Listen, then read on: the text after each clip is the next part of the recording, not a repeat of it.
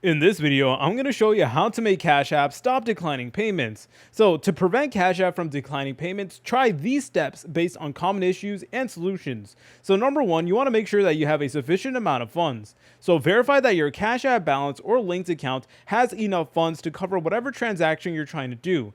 Insufficient funds are a frequent cause of decline. Also, it is incredibly important that you do verify your Cash App account. So please make sure that all of your personal details such as your name, address, phone number, and payment information like your card number, the expiration date, or CVV are accurate and up to date. So let's say, for example, you recently got a brand new debit card. Make sure to go ahead and update the Cash App application with your new card. Incorrect or outdated information can lead to declined payments. And also keep in mind of the account verification process. So unverified accounts have limits of $1,000 per 30 days. So that really isn't too much money. So you really need to go ahead and verify your identity by providing your full name, your date of birth, and the last four digits of your social security number. In some cases, a full social security number or government issue ID may be required.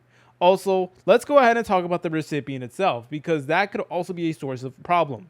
So you want to double check the recipient's cash tag, phone number, or email to make sure accuracy. Incorrect details can cause payment failures. Next up, I recommend that you guys contact your bank. So if your linked bank account or card is declining transactions, confirm with your bank that they allow Cash App transactions. So you want to provide to them your Cash App routing number to authorize transfers and ensure no security restrictions are blocking the payment. So guys, it really could come down to your banking system. There's a lot of different bank account types, and some of them might place restrictions on the type of transactions you can do and stuff. So it really is important that you try to contact your bank and see if there's anything you could do. Lastly, if none of these things work, what I personally recommend to do is to contact the Cash App customer support. So to do that, you guys can go ahead and go to the top right and press on your profile picture, then scroll down until you see support.